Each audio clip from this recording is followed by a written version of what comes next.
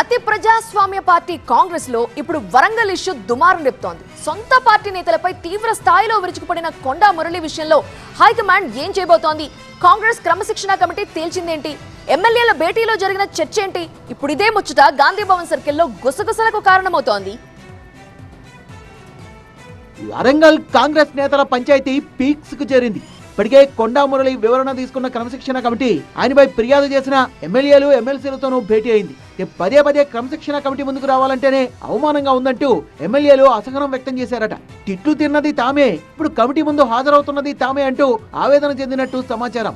ఈ పరిణామం దేనికి సంకేతమని ఎమ్మెల్యేలు కమిటీని ప్రశ్నించినట్టు తెలుస్తోంది. తమను దుర్భాషలాడి తప్పు చేసిన వ్యక్తి జిల్లాలో హీరోలా తిరుగుతుంటే తాము మాత్రం క్రమశిక్షణ కమిటీ ముందు నిలబడ్డామంటూ చైర్మన్ మల్లురవిని నిలదీశారట ఎమ్మెల్యేలు. ఎట్టి పరిస్థితుల్లోనూ కొండా మురళిపై క్రమశిక్షణ చర్యలు తీసుకోవాల్సిందని తేల్చి చెప్పారట ఎమ్మెల్యేలు.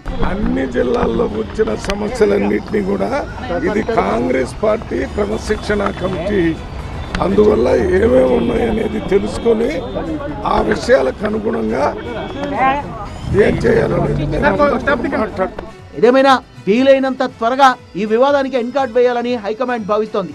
ఈ లొల్లి ఇంతటితో ఆపాలని స్వయంగా సీఎం రేవంత్ రెడ్డి ఎమ్మెల్యేలకు ఆర్డర్స్ పాస్ చేశారని కూడా తెలుస్తోంది. ఎమ్మెల్యేలు మాత్రం కొండా మురళిపై చర్యలు తీసుకోవాల్సిందే అని, లేదంటే తమకు ఫ్రీ హ్యాండ్ ఇవ్వాల్సిందే అని కండిషన్ పెట్టినట్టు ప్రచారం జరుగుతోంది. మరి కొండా మురళిపై క్రమశిక్షణ చర్యలు ఉంటాయా, లేదంటే కండిషన్ లో భాగంగా ఎమ్మెల్యేలకు ఫ్రీ హ్యాండ్ ఇస్తారా అన్నదే ఇప్పుడు ఆసక్తి రేపుతోంది.